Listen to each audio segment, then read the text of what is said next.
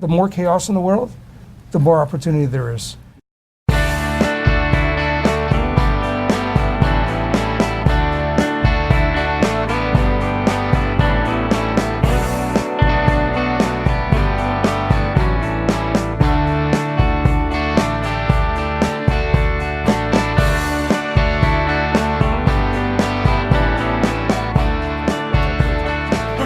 You made on the trade. Yeah, you made. Well, before you start, I want to thank everybody for coming today. Thanks, subs, the support people, everybody with Nick's company. I really appreciate the support and you guys have had in me and the ride, the journey that we've made in the last almost 3 years now. And I look forward to many more successful years ahead and hopefully many more of these meet and greets. Yeah. Maybe we can do it in London or in another city or maybe Sydney. Yeah. Wherever, you tell me wherever it's going to be when I'll be there. Sydney sounds good. I'd like to go to Sydney. I haven't been there in 10 years. I want to go. Manchester, Jeff. Manchester. Manchester, no problem. Yeah. I like UK. Yeah, excellent.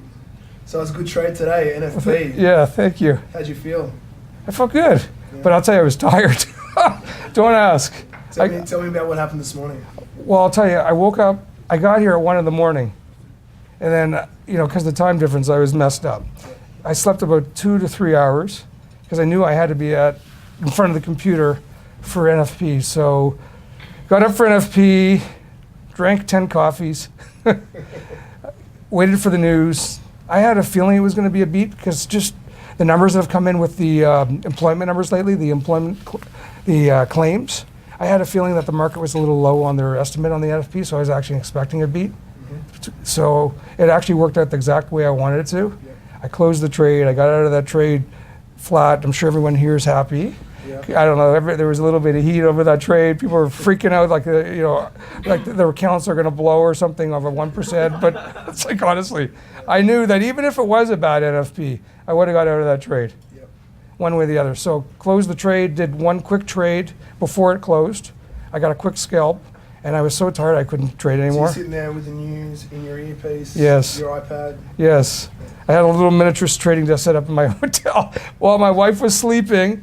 And I'm sitting there trying to talk to a friend of mine on Skype, and I can hear my wife in bed, and I'm like, shh, shh, shh, shh, shh. And I'm listening to the news in my ear, and I was happy that, did the trade, closed it, and called it a day. Yeah, it was a good feeling waking up to a flat account, I've got to say. Definitely good. So if you could maybe talk us through how you got to be where you are today, like the story from when you first found an interest in FX, to a point where you're now obviously managing a fair chunk of capital and making a living from it. 2007, I was in stocks and equities. I've been in stock and equities since I was 18. I'm now 51 years old, so I was in it for, what is that, 15? I can't even figure that out. A long time. A long time. I'm still tired, lack of sleep. I traded stock and equity. I was in the venture capital business. I raised a lot of money for companies. In 2007, the market started looking for, top heavy, problems were happening in the world, and I realized it was time to get out of that business. But trading being a passion, a friend of mine introduced me to currency trading, saying that this type of trading is recession proof, which actually it is, because currencies trade all the time. It's not like going long a stock and the economy takes a beating, you're stuck in a stock, you may be stuck in it for 3 years, but while you're waiting for the economy to turn around. With currency trading, you're just trading volatility, trading news. So I actually want the more chaos in the world, the more opportunity there is. You got, lots of things that are going on in the world, lots of changes with different economies, and that's all positive for currency trading. So being a recession-proof business, it intrigued me, and that's how I learned about it. But I also went through a bit of a journey learning about it. And what were some of the pitfalls that you experienced on that journey?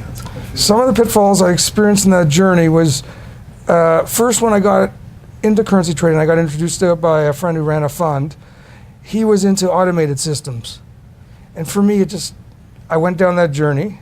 I went the journey of about EAs. Even though I knew how to mainly trade stocks, it was new. Currency side was completely different for me, different asset class. So, I went through a period of a year trying to figure out if automated systems work. And what I did find out after, investing a lot of money and losing a lot of money, like a lot of people in this business, is that they just didn't work for me. The only thing that would work for me is learning how to trade properly and using my brain. Yep. Okay. Great. And what gives you an edge on the market? Like, why do you think that you can beat the market long term?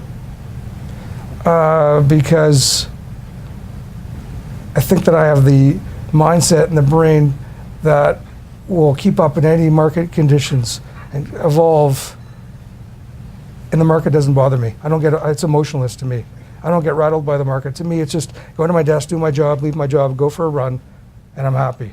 Yep. So that mindset that I never veer from is what's going to keep me going in this business till the day that I decide. Would you say your dedication to it? Because I know that Oh, it's my life. Spending 3 days with you earlier, you live, breathe, and eat Forex.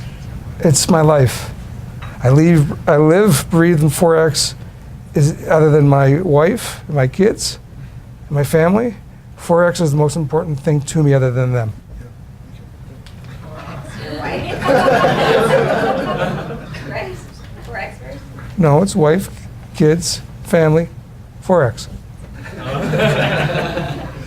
And for those that don't know, I'm wondering if you can briefly explain your strategy and why you use different lot sizing at different points in time, and why you don't let trades run. The guy asked me earlier today, Yeah. why not let a trade run for 200 pips? Because often your direction in the market it's normally correct. Correct. And the pair runs a long way, but you end up pulling out for 10 pips. Okay, first of all, because I'm a scalper, I'll give you an example. Say the market in a day moves 100 pips. For me to catch that move, I'd have to be at the top to the bottom, make 100 pips. Versus me doing 10 pip scalps in that day, I catch the same top to the bottom of the market without having to catch exactly the top and actually the bottom. So my chances of making more money scalping and getting, no one ever catches the top and the bottom. That's impossible. So yes, 99% of my trades run into more profit, but I'm on to my next trade. I'm looking for a new setup. I'm flat. I don't have the risk anymore of the market because, as you know, the market's always changing. So I could be in a trade that looks like it's going to go in more profit. Something can come on the newswire that could change that. So my mindset is like get in, get out, and look for a new trade. Yeah, right. And why do you use different lot sizing? I use a different lot size for risk control. When I trade, the most important part of trading is managing risk. You know, I'm trading low leverage. So if I ever get into a trade that I feel goes the wrong way against me at a certain time, I know that I have a lot of room to still manage my risk, keep my accounts safe, and at the same time get out of that trade profitable or break even. But during that period, because I'm using low leverage and I'm managing risk properly, I'm going to survive tomorrow. Why most people fail in Forex is because they over leverage their accounts. I want to get back to where you started and how you became the trader that you are today, because obviously spending a few days with you earlier, you have a close relationship with your mentor who you speak with 5 hours a day. Correct. You guys are like trading partners, you're constantly bouncing each other. How much of that do you attribute to your success now? Like, if you didn't have him, would you be here today? No. I had the right mindset. But this guy had 35 years of experience of trading for one of the largest funds, I won't mention this in this video, in the US, one of the most successful funds out of New York. And we met, and he realized that I had the right mindset, and he took me on as a partner slash protege, and gave me the tools that I need today to be a successful trader. And that partnership with me and my mentor exists and will continue because we have common interests together. We do manage money together. So we talk, trading is very lonely. Trading in front of a screen for 8 to 10 hours a day, listening to a newswire, a news feed, listening to CNBC, listening to my other live news feeds. It gets lonely. So it's nice to have somebody that you can trade with, talk to, bounce ideas off of. I mean, it's the same even for him because he's been trading 35 years, but he enjoys our friendship and how we can talk about trades, talk about trade setups. Many times I don't take the same trades as him, but we do have the same style of trading. Yep. And I attribute my success to him. I've noticed that. Now, we both know you don't accept a loss very often, but there's going to be a point in time, and we all know it, where you're going to be wrong on the direction of the euro dollar or whatever. Right. You're going to be wrong significantly. How are you going to get out of that? Okay, well, first of all, it's been 3 years. 3 years. there's been no trade over a period of time that's actually been wrong. If you know, even that when I went into my 13% drawdown over the CAD, no, it ended up that the CAD went, I think it was, I got to think it back then, 107, I think, or 108. The CAD ended up going up. Raising my heart. Right, right, At the time. right. But at the end of the day, my direction was right because I look at it long term. I look at the euro right now for the next year and a half when I'm trading. If you notice, I'm trading short the euro right now. There's a reason. I used to trade long and short. I don't trade short long anymore because I know the market, the euro is going to be under pressure. The US will be raising interest rates in the next 6 months, say. So as they raise, and Europe is still not raising, they're going through a period of quantitative easing, which is stimulus, which was what the US went through 3 years ago. So they're still 3 years behind. So just based on interest rate differential, the euro is going to be weak for the next couple of years. Yes, there's going to be a time where I'm going to go long again. So if I'm in a trade and it goes against me, I strategically place those trades. If you notice, I'll give you this example. My last euro trade, which had bounced off of, which you saw live when President Draghi was speaking. At that point in time, it bounced off it by 1 pip, and I could have closed that trade and been flat. But you know, and I don't know, at that time, the market looks like it was going to fly through that trade and keep going. Why? Because where I put that trade, that was support. Sorry, that was resistance. So what happened was, I got in that trade where it was resistance. It turned into support. So the market, when it kept coming down to that level, it quickly reversed because the market used as an excuse based on something that Draghi said that day to reverse at that price because that's where all the bids were. So I knew that's where all the market was looking to buy. So I knew it would eventually come down to that level again. But those areas are so critical that even today, on non-farm payroll, it came down there. It kissed my entry price. It reversed 20, 30 pips. Then it came obviously down there. And then when it came through there, it went through and down there through a vengeance. I was half asleep at that time. I was not watching the charts, but I looked back and looked at them, and I saw it went down to like 20 or 30 pips lower because that area had so much support. So on areas that I'm wrong, they usually come back. It's sort of like it's an elastic band where it goes one way and has to come back another way because currencies just can't keep going. So usually those areas come back. If I am wrong where it's not going to come back all the way and I get to that point, my trick is you add strategically a second trade and you look to go back halfway between the two. But lately I haven't had to do that because I always felt that the band, that the elastic that stretches and goes to one side will come back eventually to the middle, which is where I was. It may not go below it, which sometimes it does. Once it hits it, it goes through it. But so I haven't had in a long time to use that strategy. But when I'm wrong, and I know I'm wrong, I'm going to add a second trade, and I know that where I add that second trade, it's going to go back to the middle. So I know for sure I'm going to see that middle point. That's going to be the middle of the elastic band. There's a new middle. It's going to raise higher. Okay, because last year and the year before, if you got into a drawdown, the way that you would get out of it would be to hedge. Like the Canadian dollar trade that we're talking about. Correct. You were actually wrong on the original entry. You Correct. ended up hedging it and flipping it around and going long. So that's kind of... Yes. That's a trick. Is that that's an old thing? no, Could we no, expect no. that in the That's future, still a tool in my toolbox, but I haven't had to use it. And that is a tool that I'll use on extreme measures when I don't want the accounts to get into a big drawdown and I need to manage the risk. But I haven't had to use that tool since the CAD. Yep. Okay. And what personal traits do you consider essential for a professional forex trader? Personal traits. Yeah. What does it take? Like, trying to think of an example. You know, do they need to be unemotional? You said before. Do they need to be 100% emotionless, because emotion is what kills most traders. Yep. That's the first thing that kills, and the second thing, they need to know how to manage risk. That's the two important things. Then they need to have a trading strategy. But unless they have no emotions and can't manage risk, I don't care how good their strategy is, they're gonna fail. Okay. And if you're so good, why don't you go and work for one of these big hedge funds? No interest. Why not? Because I've worked outside of an office for 30 years of my life, and I've made a ton of money doing so, and I enjoy the quality of life that I have, where I love working from home. I love the ability to be able to finish my day and then go for a jog or do what I want. If I have to go to an office, my whole routine is gone, and I really enjoy my routine. I enjoy that quality of life. I enjoy the freedom of working for myself. I've never worked for anybody else. Okay. So if a bank came on tomorrow and said, here's 50 million bucks. No? Can't do it. Okay, that's good. That's good for us. Can't do it. Yeah. And what's the appeal about working for retail clients like us as opposed to high net worth individuals or a bank?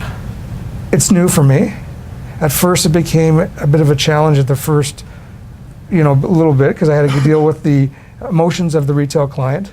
But now at this stage, I actually really enjoy it. I enjoy making a difference in people's lives. It's just part of my nature. I'm happy to hear that people are making money with me.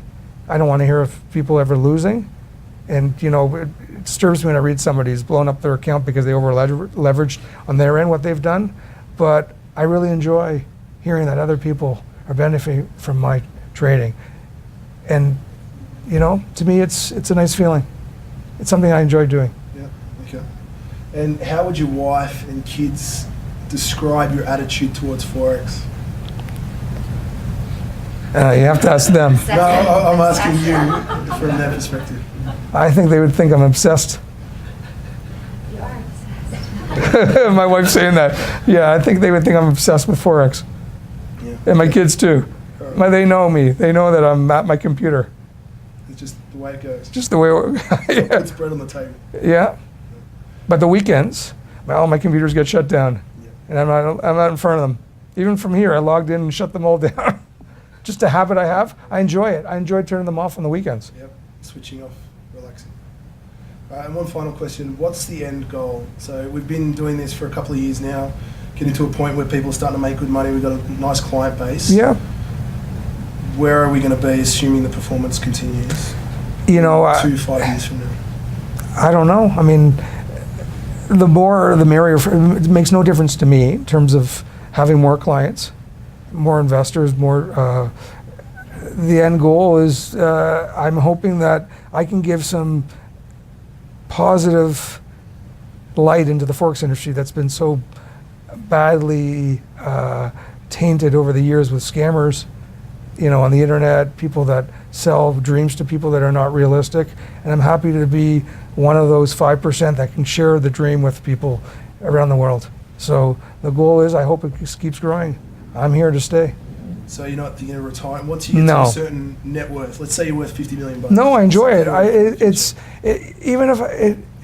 I enjoy waking up every day and trading. So you get excited when you come to Yeah, I love it. Okay, great. So I'd like to open it up to anyone else here that has any questions. That's Jeff, before we wrap it up. I should have planted some questions in you. Yeah, thanks. Thanks. In the hot seat. Can you share your biggest mistake and what lessons you learned from it? The biggest mistake I can think of was probably Trusting EA is Jeff. my biggest mistake in my trading before I got into mailing trade would have been myself going through the early parts of the journey and trusting EAs, which was an expensive mistake for me personally. Okay. You mean mistake? My own trading? Yeah. Probably looking back in the last 3 years would have been the CAD trades. Really? That's my biggest mistake. That's why you don't trade CAD anymore.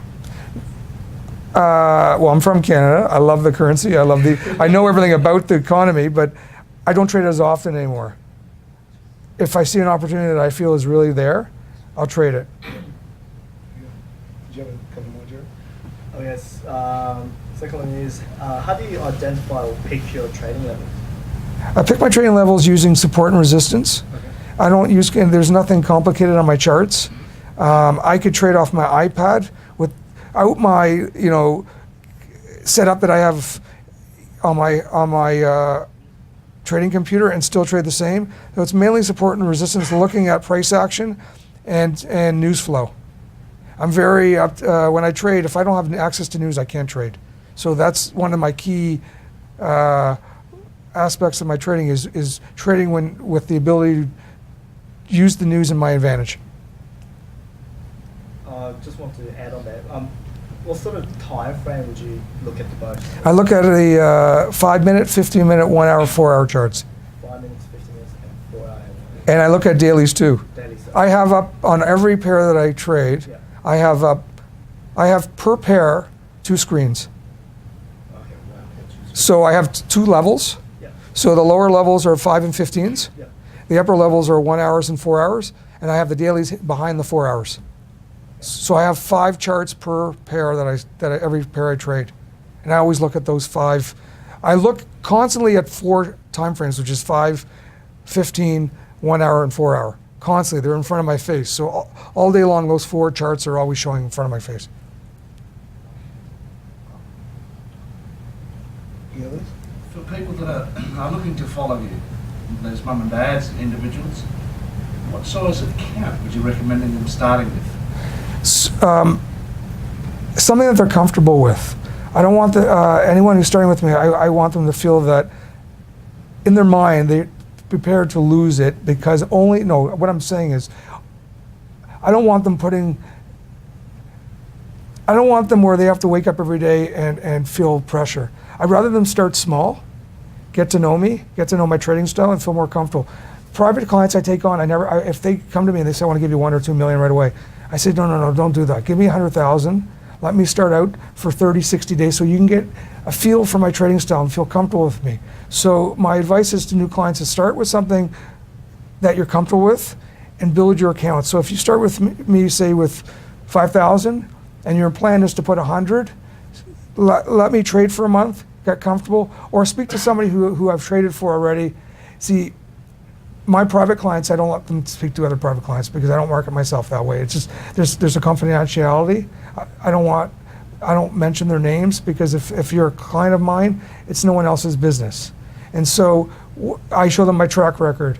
I talk to them, and then so I can't give them the go call this client. I just don't market myself that way. That's just so I use myself and my history, and telling them that start small. And let me prove myself to you. So my advice is start with something that you're comfortable with, and then if your plan is to do a lot more after 30 days and you're comfortable watching my trading style, then go bigger. And is the best thing to do not to try and help you? Just let you do the trades and watch? Correct. That's oh my God.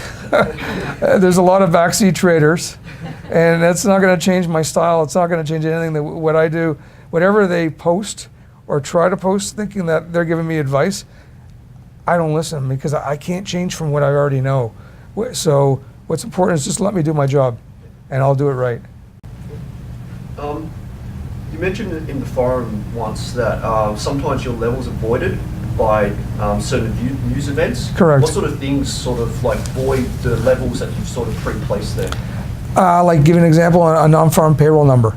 If a non-farm payroll number today, for example, came in weak, certain levels would be avoided for a small period of time because eventually economic news, you go through like phases. It might be a month of bad news, and all of a sudden the next month things come out great again, and the whole view on the currency changes. So mostly employment numbers, that's the main thing that can void levels. That's actually, the non-farm payroll is probably the biggest news that does. But I still, as you know, trade through non-farm payroll. A trader can't be scared to trade through news because if every time I have to worry about news and I'm just going to be flat and never in a trade and tiptoe around the market, there's always news. So today when I was going into non-farm payroll, I purposely try to keep my trades down, the amount of trades. So if you notice, I went in with 1 trade today.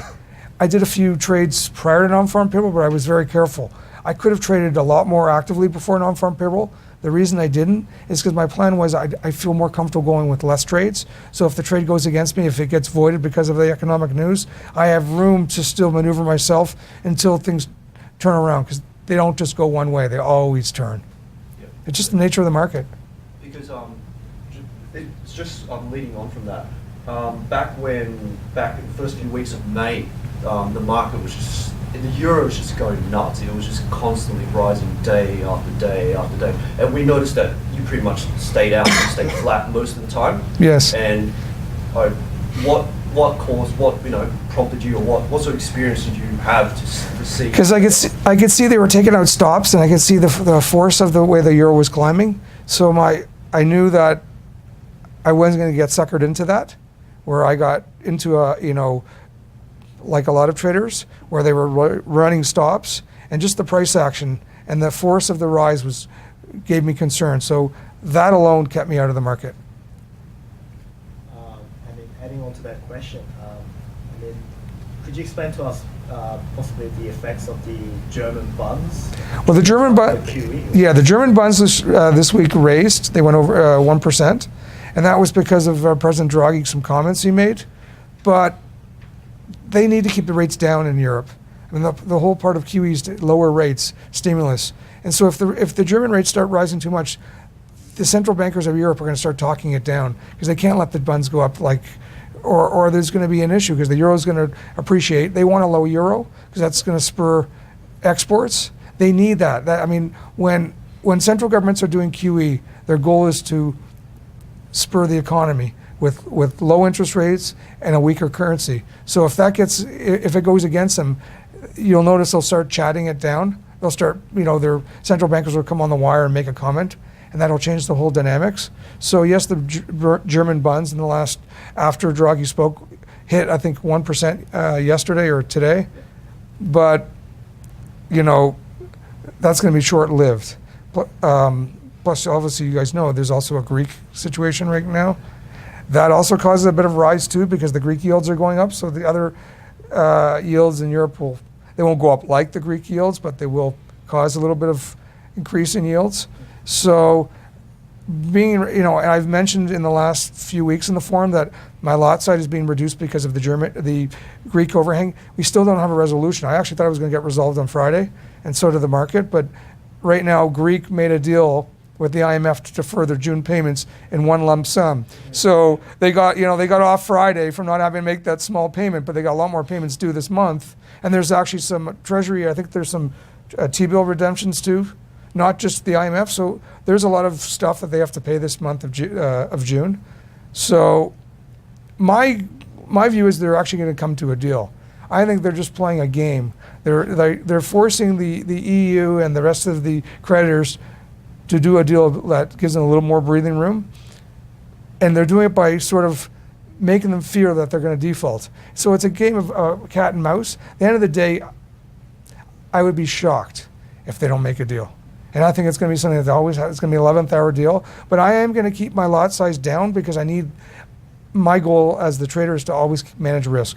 So as you know, I went from on my master 0.6 lots to 1 lot last week, and I was planning on going to 1.6 lots to next week, but that was based on a Greek resolution. I'm going to stay at 1 lot.